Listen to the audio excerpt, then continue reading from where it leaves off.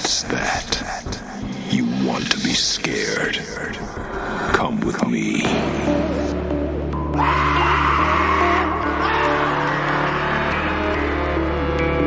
You will experience tales of horror, ghosts, and death. It is not recommended for the weak at heart. Listen in the dark. It's more fun that way. This is Weekly Spooky.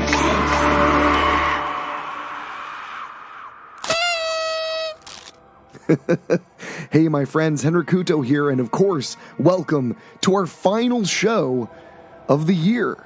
We've only been doing Weekly Spooky since October of 2019, and we've already had 9 great episodes, and this is the 10th one.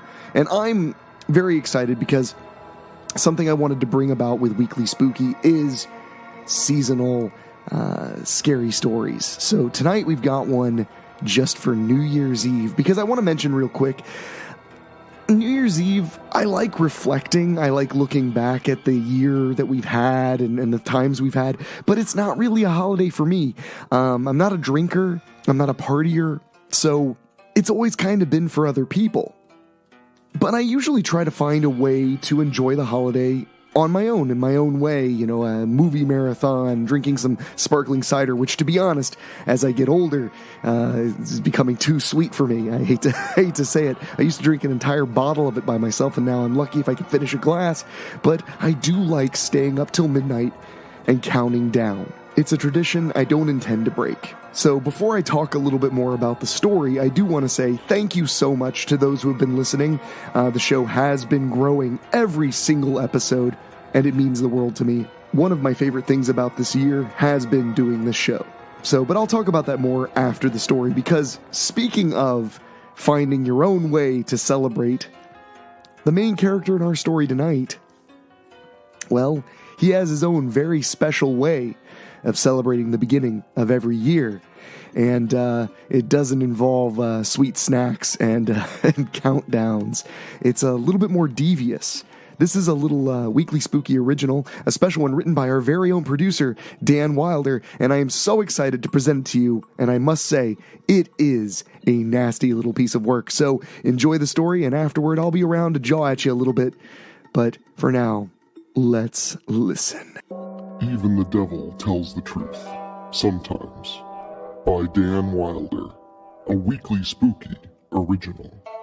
The first couple of years, I just went for hookers. I figured no one would go looking for those broads anytime soon. It was simple.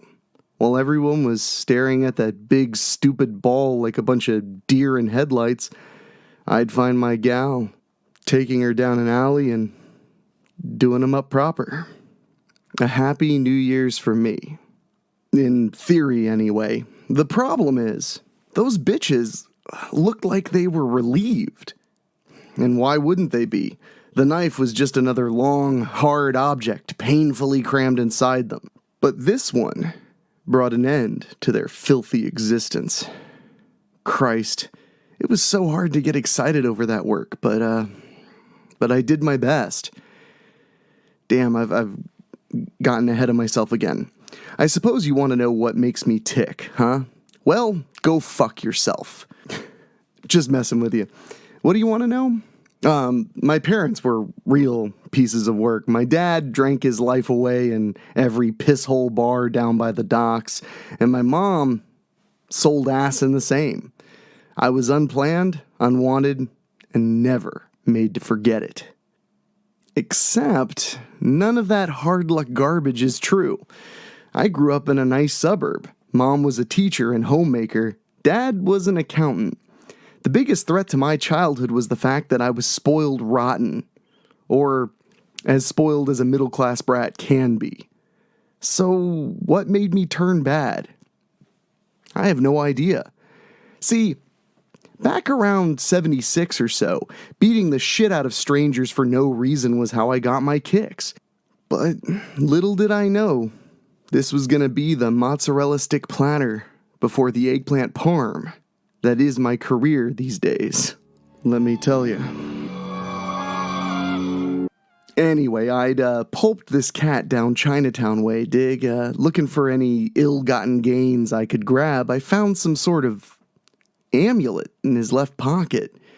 Older than my Aunt Petunia and expensive, too. At least I hoped it would be when I went to pawn it. But that would have to wait, though, because beating the shit out of a man is hungry work, and my stomach, it was growling something fierce. 30 minutes later, I was kicked back in my easy chair in my rat trap of an apartment, hamburger grease mixed with thin blood from that rare patty dripping down my arm. That's when I remembered my spoils. I reached into my pants pocket and brought out that glittering trinket, now covered with slop from my chow. That's when that bauble went shiny and hit me with some sort of mumbo-jumbo magic that sent me sprawling across the floor. Things went black for a hot second, but when I came to, he was just sitting there on top of the giant zenith. Well, I say he, but in truth it may have been a she, or a human-shaped lump of clam dip, because no matter how hard I stared at this thing, I could never get a clear look at it. But I could tell it was dressed to the nines, and always smiling. "What's so funny, pal?" I asked. That's when the fucker talked directly to my brain. And while I can tell you what it said wasn't in any language I'd ever heard, I understood every damn word. The bit about immortality, the murder biz that would seal the bargain, one ex-woman every midnight on New Year's Eve. Hell, the son of a bitch even had a big contract for me to sign, like something out of a goddamn comic book.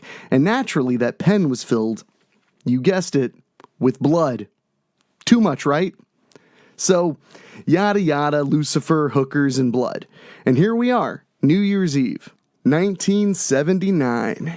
And it's time for a change. But since not a lot of you clowns are familiar with my work, let me take you through my 9 to 5 if you can pick up what I'm laying down. I wake up around noonish. See, I set my own hours, so I can sleep in. A real job perk, if you ask me. So yeah, shit, shower, shave, fry up an egg, maybe 2 for breakfast, orange juice and vodka. Then, on with the day's business. I cruise the streets, and it is cold as a witch's tit out here. But this involves my work the 364 days it isn't December 31st. I just kind of walk around with a heart on and get as much attention from the leather boys and hustlers as I can, marking in my mind who is where and when. See, the devil is in the details. Then I take in a porno flick or two, grab a dog or a slice, then make my way back through the spank bank of earlier. I go for the toughest, strongest-looking laddie I can find. Then I punch and kick the ever-loving shit out of them, rob them, and maybe do the same to any tourist unfortunate enough to cross my path. And then it's off for a cup of joe. What? The hooker thing only applies to the killing, and I only do that to the ladies once a year to honor that bargain. The rest of the year, they just ain't my bag. Here's the rub. I don't really give a rat's puckered pink asshole about the living forever thing. Who needs that static? No, I'm just thankful that someone put the notion of killing a woman into my thick skull. Most of the time, I don't think about dames at all unless they're up on that stained silver screen. Plus, it inspired me to up my game in the whole inflicting pain on my fellow man game that I've been so fond of. Practice makes perfect and all that. Besides, who knows if that shit would still apply anyway? I hawked that amulet the next day for $200 and a sixer of bud. Where the fuck was I? My day. All day, every day. So I head home, take a shower, believe it or not, maybe throw in a TV dinner, catch some tube. You know what really tickles my asshole with a feather? grabbing a paper and seeing if anyone reports on the shit I do. Hey, what can I say? I'm kinda like a gutter narcissist. Hey, I went to high school just like everybody else. Anyway, those rags never say a peep about me or the meat I, tenderize. Probably never will either. Fuck 'em. Nighttime? More of the same, really. I work 2 shifts a day, 7 days a week, and that's dedication no one can match.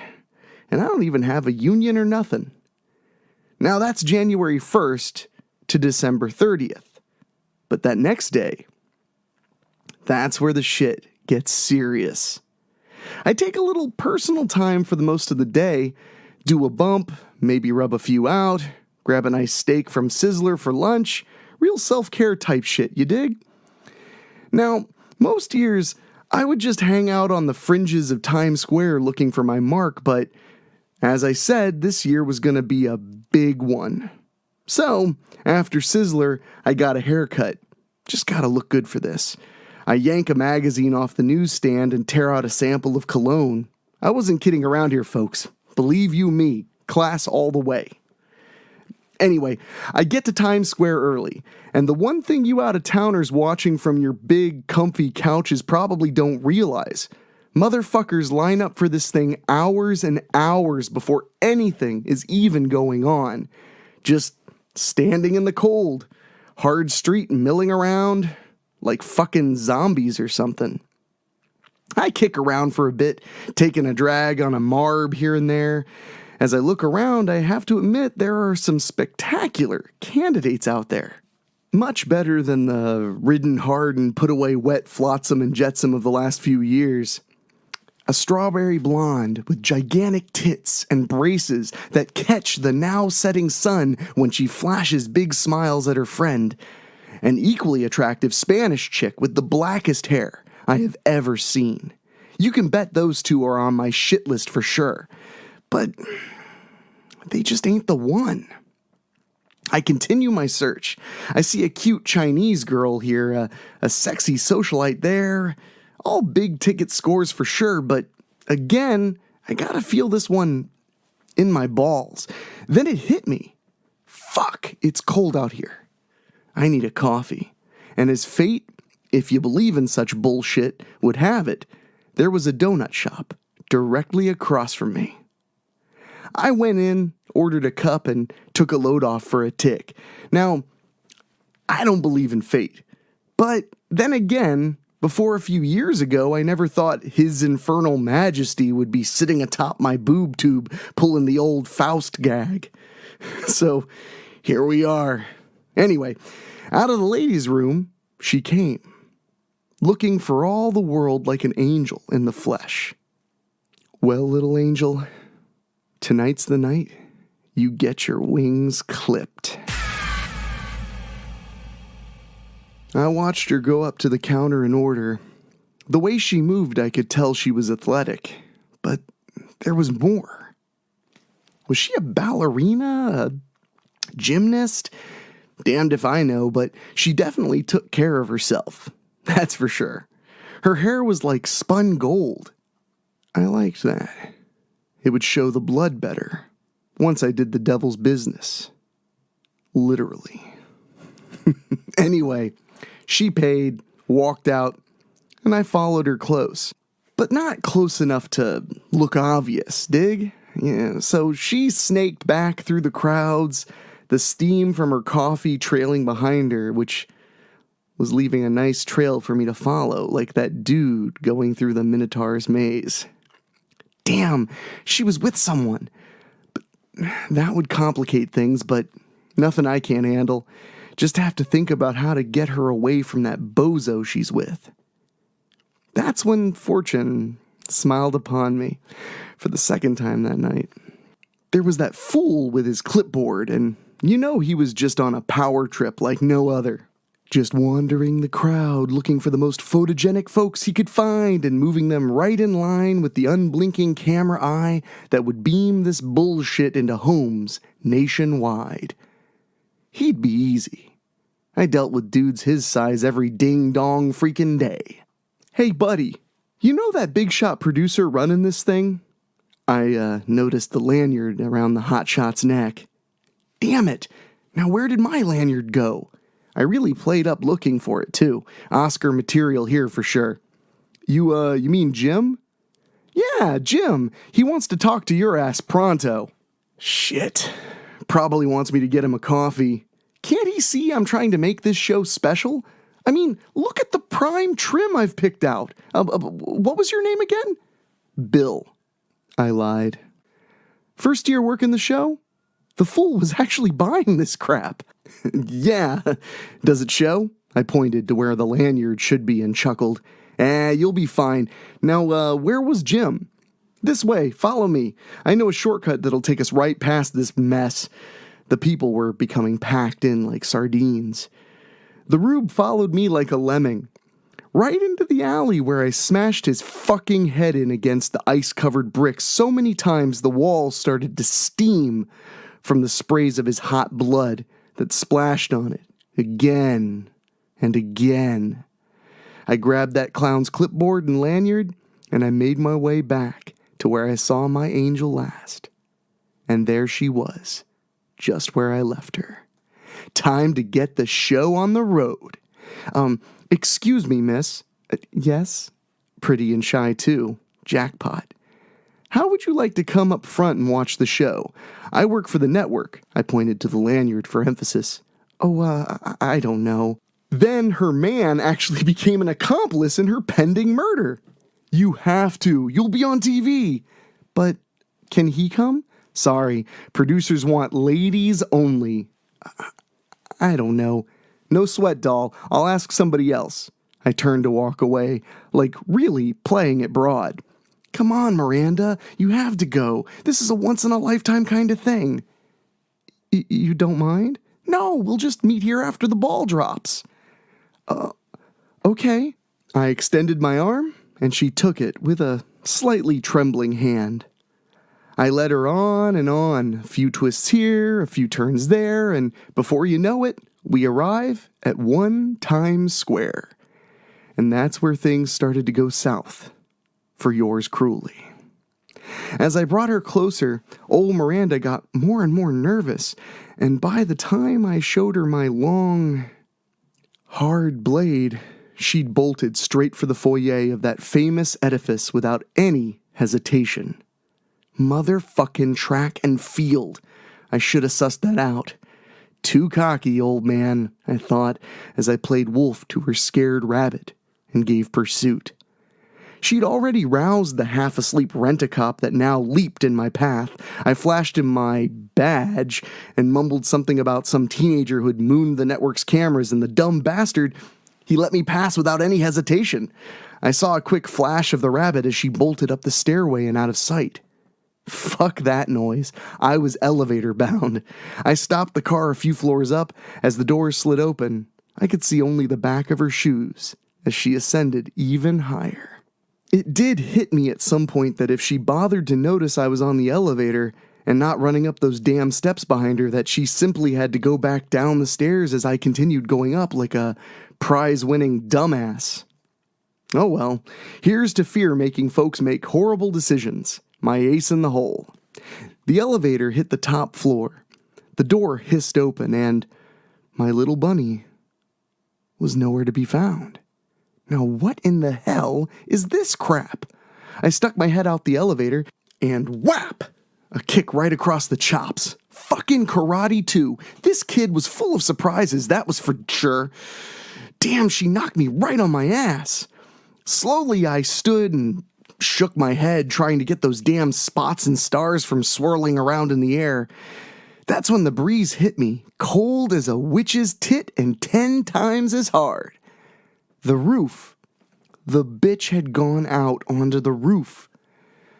With my wits about me once more, I bolted into the hall and immediately saw the roof access door wide open. Oh well, I wanted something to spice things up, and I guess I got my wish. That's for sure. But goddamn if those sullen-eyed whores didn't look real good right about now, let me tell you. I emerged onto the roof and immediately got stung by the biting cold. I need to get this shit over and get my ass home. Maybe, throw a Hungry Man in the oven and sip a beer or 10 as the Late Late Show unspools on WPIX. That's when I saw her, leaning against the framework of the tower that would soon send that glittering ball that illuminated her porcelain puss skyward. I wasted no time and charged toward her like a freight train. Her eyes grew wide and she shimmied up that tower like greased lightning. Fine, if that's what it takes, I'm game. As we made it to the top, I swear to you, the crowd below gasped in unison.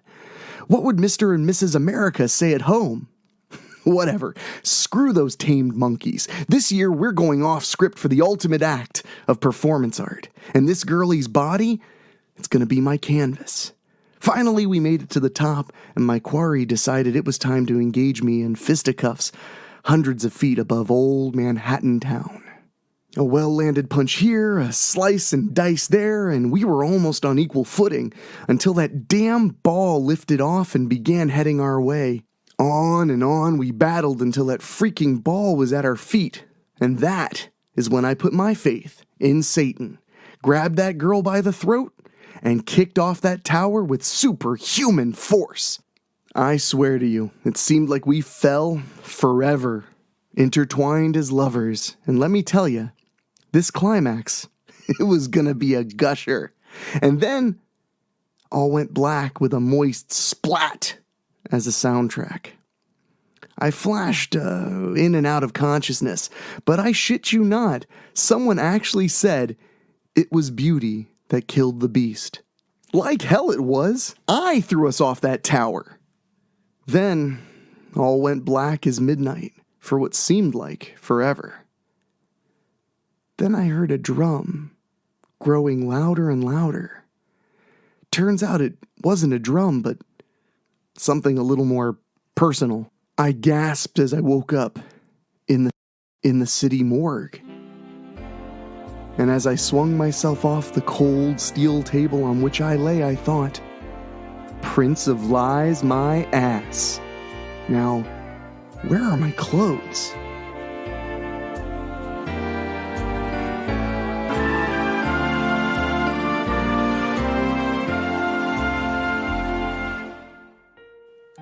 I gotta admit, I'm a sucker for a happy ending. So, I think that's a solid way to let 2019 head on out. It's been quite a challenging year for me, if I might get a little personal. It's been a challenging year business-wise. It's been a challenging year in just many, many aspects. But overall, it's been a really rewarding year. And one of the things, sincerely, that has made it so rewarding is doing Weekly Spooky every week for you guys. Even when my throat is starting to give out, I enjoy talking with you guys and just kind of sharing this little bit of Halloween every single week.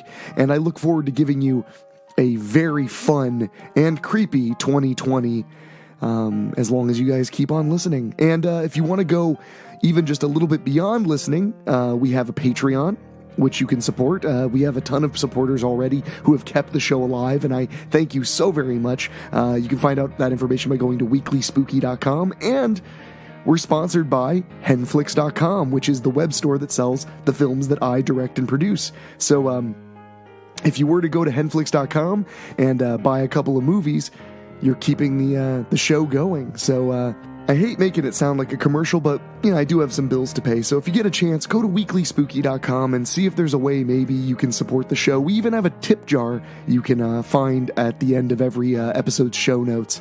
And I do want to take a second to say thank you, Dan, for such a sick and twisted way to end this year. I couldn't have expected anything less. And friends, I know for a fact you're going to have a lot more cool stories coming from him real soon. And I just want to thank all of the authors we've had so far. I would try to name you all, but I'll forget somebody and then I'll feel really, really crappy. So, I feel like I should say this more often than I do, but please, write a comment on Apple Podcasts or leave a review anywhere you listen to this, or please also subscribe. Help us keep the show going. Tell a friend, tell an enemy, tell anybody, and most importantly, know that if you have nobody to kiss when the clock strikes midnight, well, I'll sit here and talk with you as long as you want. So overall, a pretty good year. I had my first 2 television series release on Amazon Prime. I paid my bills for another year doing what I love, and I'm exploring new things I love that are also becoming truly rewarding. And now I'm getting sappy, which is exactly what you'd expect from me if you've been listening this long. You know, it doesn't take a lot for me to get sappy, even on a show called Weekly Spooky. So I think it's about time maybe we head on out of here and leave you guys for one more week. We'll be back next Wednesday with another piece of the macabre, the bizarre, the disgusting, or just the generally spooky. So for myself, for my producer Dan Wilder, for my wonderful composer Ray Mattis, I say I'll talk at you later. Thank you for listening. Make sure to find your way back next week.